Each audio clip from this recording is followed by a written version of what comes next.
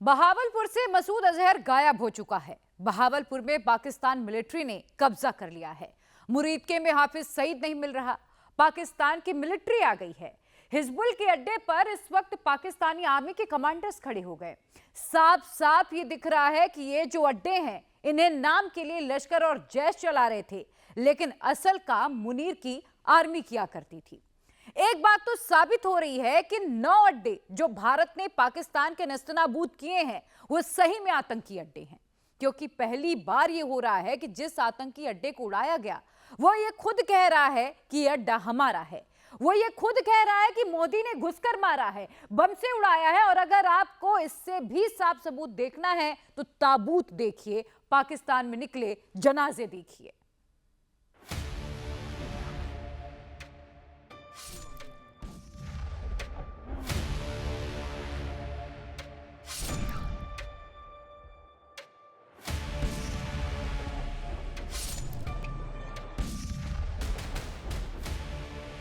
एक ड्रोन आया और सीधा वो उसकी थोड़ी सी हाइट ऊपर थी।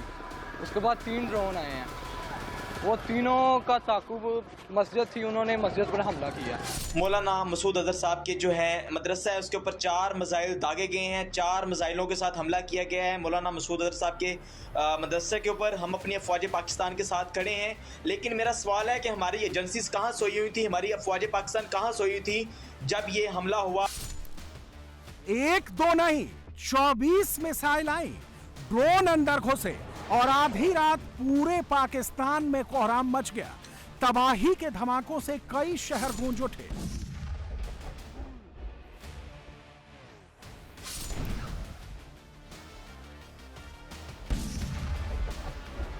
ये जी भावलपुर के अंदर ये लोग सड़कों पे निकल चुके हैं इस टाइम, और सारे मदरसे खाली करवा लिए हैं लोगों ने। मदरसों के सारी शाखें खाली हो गई हैं। सवाल यह है कि हिंदुस्तान से मार खाने के बाद पाकिस्तान के पास अब क्या ऑप्शन बचा है। पाकिस्तान आगे युद्ध करेगा या फिर सरेंडर करने वाला है? क्या पाकिस्तान में आसिम मुनीर की कुर्सी जाने वाली है? क्या शहबाज शरीफ का तख्त अब हिलने वाला है? पहलगाम नरसंहार के 15वें दिन आज पाकिस्तान में आतंकियों के जनाजे उठे। जनाजे की नमाज पढ़ी गई। 50 सालों में, इन 50 years, deepest strikes from India, ये एक बहुत बड़ी स्ट्राइक की है, बहुत बड़ा हमला किया है भारत ने। और इतना प्रिसाइज अटैक, इतना सोच समझ के जो उन्होंने किया है।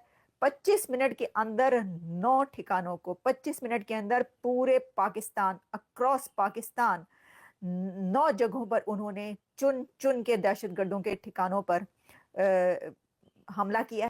कल तक जो पाकिस्तान एटम बम की गीदड़ भभकी दे रहा था, पाव आधा किलो के बम गिना रहा था, वो पाकिस्तान 27 मिनट में घुटने पर आ टिका।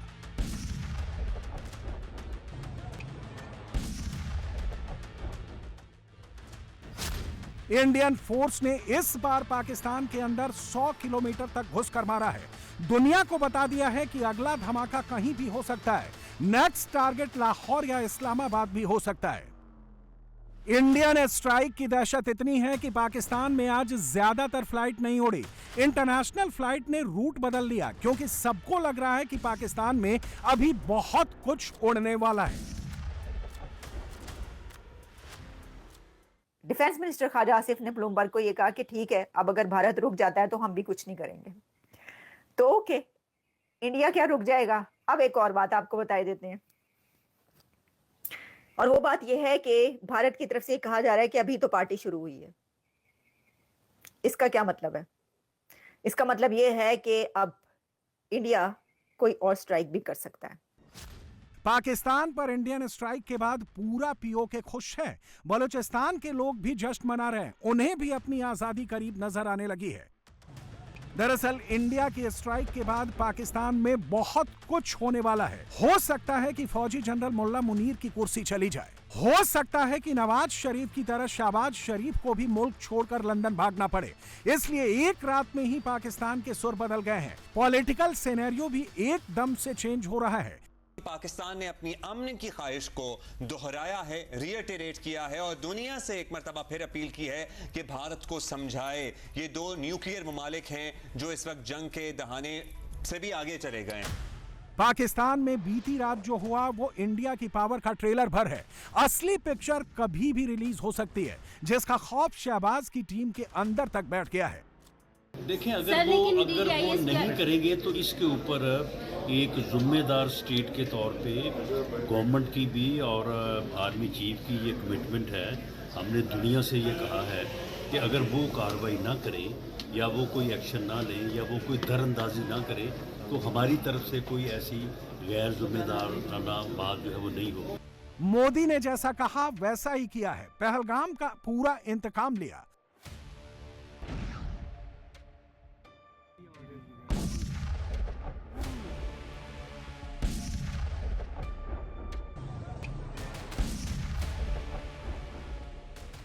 चौवन साल के अंदर पहली बार ऐसा हुआ जब इंडिया के वेपन्स पाकिस्तान के अंदर तक घुस गए। 54 साल के अंदर पहली बार ऐसा हुआ कि आतंकियों के खात्मे के लिए स्ट्राइक इस लेवल पर हुई जिसे पूरा पाकिस्तान कभी नहीं भूलेगा। 4 एरियाज ऐसे हैं जो सेटल्ड एरियाज हैं पाकिस्तान के, यानी बॉर्डर पर आके इंटरनेशनल बॉर्डर की खिलाफ वर्जी करके भारत ने 4 ऐसे शहरों पर हमला किया जिन पे किसी सूरत भारत हमला नहीं कर सकता। मुरीदके पे भारत ने अटैक किया, ये बड़ी जुर्रत उसने पैदा की है। ये बहुत पुराना उनका ख्वाब है कि वो मुरीदके पे अटैक कर सकें, तो भारत ने मुरीदके पे हमला किया। ये हाफिज सईद साहब से जुड़ी हुई इमारत है और मुरीदके जो है ये जमात-उद-दावा का मरकज़ है। भारत कुछ साबित तो नहीं कर सका, लेकिन उसने मुरीदके के ऊपर हमला कर दिया। साथ उसने मौलाना मसूद अजहर के मदरसे पे, उनके ऑफिस पे हमला कर दिया। बाकी भी मसाजिद के ऊपर अटैक किए हैं। शेखुपुरा में भी भारत ने हमला किया है, सियालकोट पे भी भारत ने हमला किया है।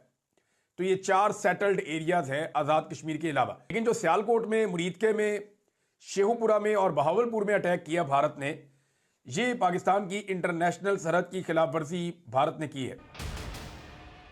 इंडिया के स्ट्राइक के बाद पाकिस्तान में सन्नाटा पसरा हुआ है। किसी नेता की जुबान से कोई शब्द नहीं निकल रहा है। मुनीर के अफसरों को भी सांप सूंघ गया है, क्योंकि स्ट्राइक के बाद पाकिस्तान के पास ज्यादा ऑप्शन नहीं बचे हैं और समस्या यह है कि शहबाज और मुनीर को कुर्सी बचाने के लिए कुछ तो करना पड़ेगा।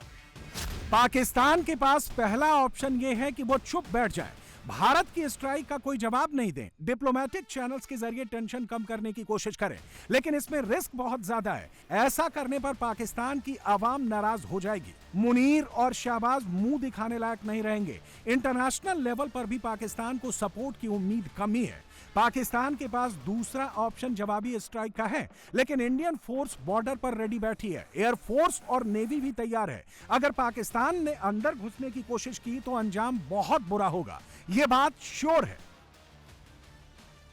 पाकिस्तान कुछ भी करने की स्थिति में नहीं है। शहबाज और मुनीर दोनों फंस चुके हैं। ऊपर से सेकेंड स्ट्राइक का भी डर सता रहा है। भारत ने कुल 21 आतंकी अड्डों को टारगेट किया है। इनमें से 9 अड्डे पहली स्ट्राइक में तबाह किए जा चुके हैं। 12 अड्डे अभी भी बाकी हैं। अभी मसूद के कुछ आतंकियों का नंबर आया है। हो सकता है कि अगली स्ट्राइक में हाफिज और मसूद अजहर का ही नंबर आ जाए। शहबाज को भी पता है कि अगर उसकी फौज ने कोई भी पैंतरेबाजी दिखाई तो दूसरी स्ट्राइक में पल भर की देर नहीं लगेगी। मोदी की फौज फिर से अंदर घुस सकती है। फिर से पाकिस्तान धमाकों की आवाज से गूंज सकता है और इस बार पाकिस्तान के किस किस शहर में बम गिरेंगे इसका अंदाजा लगाना भी मुश्किल है।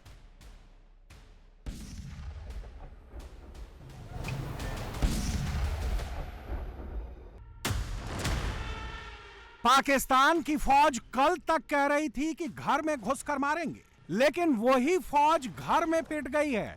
मुनीर एंड कंपनी किसी को मुंह दिखाने लायक नहीं बची है। अब तो लग रहा है कि फौज पाकिस्तान की आवाम से ही पिट जाएगी। शहबाज का भी बाहर निकलना मुश्किल हो जाएगा। अब पाकिस्तान के पास क्या चाह रहा है? ये वो सिचुएशन है कि जहां आप आगे भी नहीं बढ़ सकते और पीछे भी नहीं जा सकते। वो क्या है कि आगे खाई और पीछे क्या? उगला भी ना जाए और निगला भी ना जाए। वैसे तो मैं देख रही थी कि एलओसी पर बहुत भारी फायरिंग हो रही है, शेलिंग हो रही है पाकिस्तान की तरफ से, LOC पर पाकिस्तान की तरफ से काफ़ी ये ऐसा जो है वो कुछ किया जा रहा है, वहाँ पर हो रही है फायरिंग। लेकिन वो वाली स्ट्राइक्स ये जैसे इंडिया ने की हैं, पाकिस्तान क्या वो करेगा या कर पाएगा या करना चाहिए? तो देखें, बात यह है कि जो मैंने ये कहा कि आगे खाई और पीछे समंदर। मुनीर की फौज के पास पलटवार की हिम्मत नहीं है, ना ही भारत से लड़ने लायक साजो सामान।